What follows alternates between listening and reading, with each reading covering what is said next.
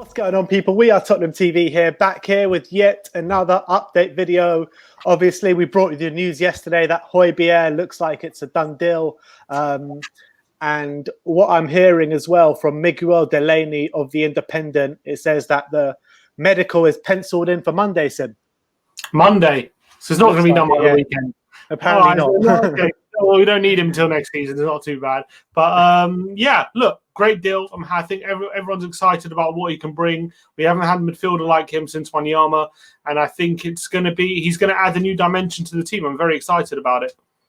Do you feel that this Hojbjerg signing unlocks the potential of Ndombele in that midfield? I hope so. I don't think just Ndombele. I think even Lo Celso as well. Hopefully he can get further forward a bit more and show his quality, because he's been bogged down a lot by the defensive side of the game ever since he's been playing in centre mid. And obviously he's not going to be able to do nothing, but at least he can get forward a bit more with a bit more assurance. And I think it's what Makelele used to do. Makelele used to sit back, just patrol the back four, help out the defence. And Lampard used to be able to arrive late in the box and get goals, didn't he? So hopefully Lo Celso can do that kind of role. Ndombele still remains to be seen. Obviously, he's got loads of quality, and I'm hoping it is going to unlock him. I really believe him, Hojbjerg, and Lo Celso could be a really good three in the midfield. That could be. It's got everything. It's got a bit of everything, that trio. But whether Ndombele is going to last the summer is still a big question mark. Yeah, I mean, personally, I just can't see Levy letting him go after spending so much money on him for one season. It just doesn't sit right that we will let him go. But, Jose Mourinho made these comments saying that at 23 years old, Lampard was a man and 23-year-olds these days are brats. Do you think that was aimed at anyone? I don't think it was aimed particularly at Pogba. I think it was sorry, not Pogba. I mean Ndombele, maybe Pogba. But I don't think it was aimed particularly at anyone. But I think he is a point on the wider society, and I think he has a point. I think players growing up back then were a bit tougher than they are now. Now they like to be coddled a bit more. They don't like the tough side of management. They react a lot. They're a lot more emotional. They don't react as well to criticism. And managers back in the day, like Sir Alex Ferguson used to do the hairdryer treatment and all that. It seems like players don't really respond to that kind of management as much these days. And I think he's making a comment about that. And I think he has a point to a certain extent. He's just got to adapt. And he said himself he has to adapt. And he says, yeah, he is adapting. But now, look, let's move on to a couple of transfer news. Let's start off with Luke Amos. Obviously, he's never made his debut for Spurs. He's spent his time out on loan of many places. And it looks as though from The Athletic, he's going to be on his way to QPR or Middlesbrough on a permanent deal now. So it looks like Luke Amos will be out the door. Any comments on that? No, look, good on him. I think he's had a good season at QPR. So I think it's good. Get a bit of money in the door for us. I don't know how much it could possibly be. Surely nothing more than like 5 million. Even that would be a great price. Yeah, so I can't see Hojbjerg for 3. Yeah, true. That would be a good price. So yeah, he had never made his debut for Spurs. I was always impressed with him whenever he made appearances in pre-season. He looked pretty good.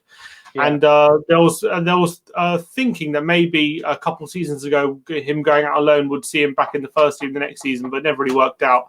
So I think it's about time we cut our ties and went our separate ways. Yeah.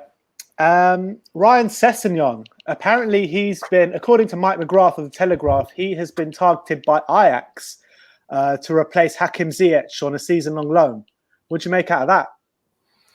I think there's no better place for him to go out on loan if they want him, to be honest. I think he'll really develop his game there. His technical ability, which is what a lot of people say is his weak spot, that would definitely be the best place to be. And whether they start him on the wing or a left back, I think they have more plans. Apparently, according to the article, they have more plans to play him on the as a wing back than a fullback. Sorry, as a winger than a fullback. So I think I would love him to go to Ajax for a year and come back. I think he'd come back a lot better player, a lot stronger and a lot better technically.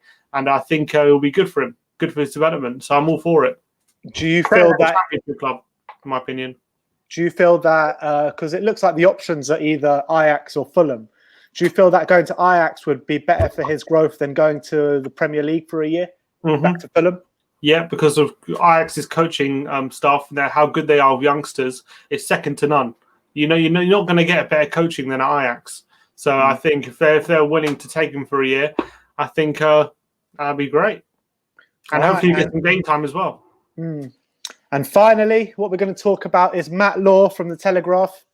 He's been talking about Zeki Çelik and how he's next on the hit list, next on Jose's hit list, and it's going to be one of either Aurier or Foyth that's going to fund that deal. I thought which one do you reckon it'll be? Didn't he say it was both? He said it could be one or the other.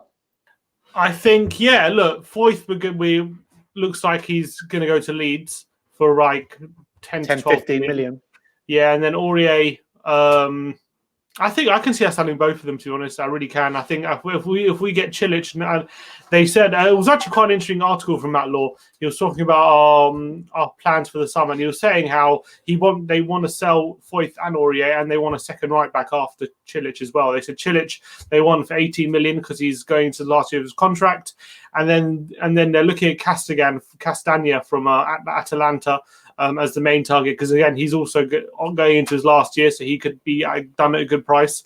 They're interested in Max Aarons, but apparently Mourinho likes his defenders to be big and tall and strong, and Aarons is a bit different. He's a kind of shorter player, and even though he's quite quick, he doesn't have the physicality that Mourinho likes apparently. So apparently he has reservations about that Norwich right back, but we still might be interested if we can't get our other targets. So if we get Castagne and Çelik, that'll be pretty good for us. The interesting one about Castagne as well, he's pretty versatile, can play right or left back. So he would be a very good option. I mean, he's been drafted out of the Atalanta side a bit recently. I'm not sure whether that's to do with his quality or to do with his contract running out and him not signing. But I think both of those would be quite good signings. I mean, I haven't seen much of Çelik, but from the reports I'm hearing is that he's a very much a right back in the Jose Mourinho mould. Yeah, I think both these fullbacks are kind of defense first fullbacks. They're not going to be your Trent Alexander-Arnold or anything like that, or they're more fullbacks who know how to defend first and can get forward when they can, unlike someone like Aurier especially. So it'll be I think Mourinho will be much happier with those defenders, and I think someone like Max Aarons as well. He's a bit more offensive-minded fullback, but people argue in the modern game, that's how you have to be as a fullback. You have to be attack-minded first and be an extra option going forward, because otherwise teams can easily shut you out. So maybe there's a case for that. Or is Mourinho going to bring it back and for these defensive first fullbacks? Because he loved Azpilicueta, didn't he, Mourinho? Absolutely loved him. That's his favourite player. Yeah, but what? Football's evolved since then. Yes and no. Yes and no. It's evolved, but it doesn't mean... It's evolved, but football's a simple game. The tactics can't go out of date. You can't just a tactic can't stop working over time. It can start working again. Football goes in cycles, goes in absolute cycles. Definitely. So you got to remember, Mourinho drove Pep Guardiola out of Barcelona because he couldn't outdo him at Madrid. So you can't tell me that Mourinho's tactics didn't work over there compared to Guardiola's and stuff like that. And it's not been that long. I know it's been 5 years since we won a Premier League, but it's only like 5 years. It's not that long. It's a bit. I know it's half a decade, but it's not like 15 years or something. No, it's definitely not 15 years. It's 5 years. But it's 5 years. What was the last? So. But I think the noise coming out of Tottenham is quite positive at the moment with the targets that we're going for and how likely it is we're going to get these targets in. You've got Çelik, which looks, I don't know how likely it looks, but it's fairly positive, the news coming out there. And then we're also looking quite positively at Callum Wilson as well. There's been a lot of talk about him last couple of days. Do you think that one is likely to happen? I think it might be one a bit further down.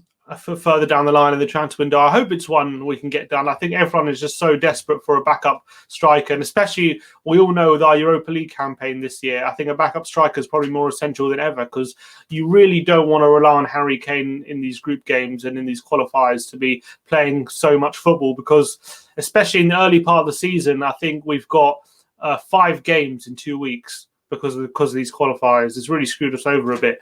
and because they're one-off ties, you don't want to play a too-weakened team, but also you don't want to be relying on Harry Kane to be playing every game.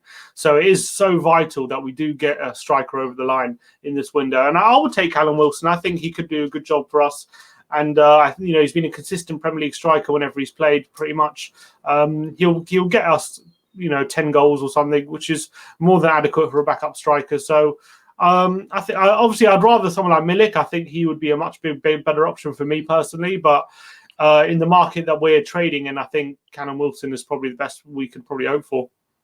Well, you say that, but 38-year-old Zlatan Ibrahimovic, him and Jose Mourinho are a complete recipe for trophies. He's out of contract at the end of this month, and he's had some quotes saying that watch out for Tottenham next season for Jose's first full season. Can we? Is it something that we could dream about? I would first of all, I don't know how much he's on at AC Milan, so I can't, like, even from a wages point of view, surely we're not going to be paying him that much at Spurs. I can't see us giving 200 grand a week or 150 grand a week to a 39-year-old. I can't see that. But if there was a deal to be done, I would absolutely love Zlatan at Spurs. I really would. I thought he was absolutely sensational at Man United a couple of years ago. I think the MLS was clearly way too easy for him. He's clearly a level above MLS, and he went back to the Serie A, went back to AC Milan, and has continued to bang him in on a consistent 10 goals basis this season. That's 10 goals in half a season, not this season. Yeah. He went in January, so. I think this guy still has it. He still has the legs. He has the mentality. He loves Mourinho. He'll be a perfect option as a backup striker. And I think he'll, again, raise the profile of the club even more.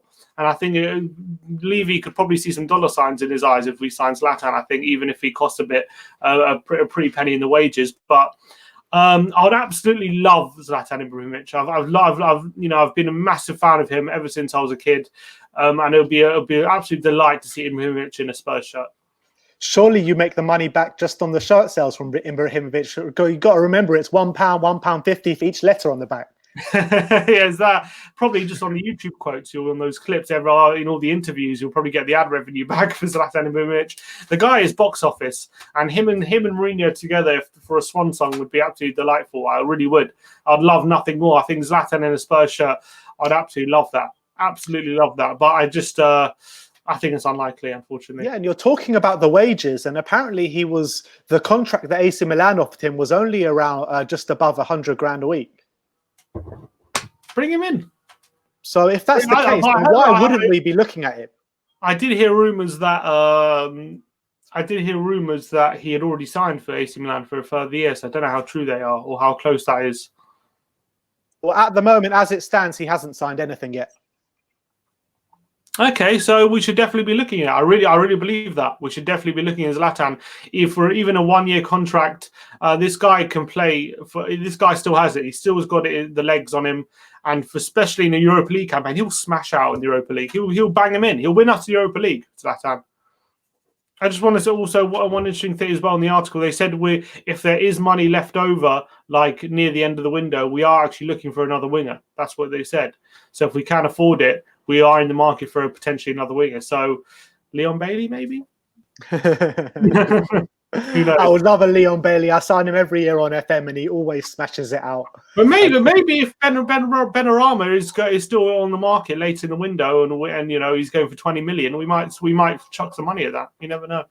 I would love to see it. That's things you love to see. But we need to get our urgent signings in first. Whether the CDM, Hojbjerg, the sub striker, the right back. And then if there is any money left over, let's see what we can do. I know they said a centre back's more of a priority than a winger. And Kim Min-jae apparently was they said, no, talking about Kim Min-jae again, he said he was personally recommended because apparently the Korean coach and Mourinho are very good friends. So apparently the Korean coach personally recommended him to Mourinho, which is interesting. And what's interesting as well, he was left out the first 2 games, Kim Min-jae. Then he was drafted in for the 3rd game. And now for the 4th game, which was 2 days ago, got left out completely from the squad again. So there could be some legs to that. Yeah, and he's a cheap option. So I think it's a low-risk buy for us, I think, if we get him. Yeah. All right. Well, that is your Tottenham update today. Let me know in the comments section below. Let's start a bloody trend going for Zlatan to Spurs. Everyone, hashtag Zlatan to Spurs in the comment section below. Like, subscribe, and comment. And as always, come on, you Spurs. Come on, you Spurs.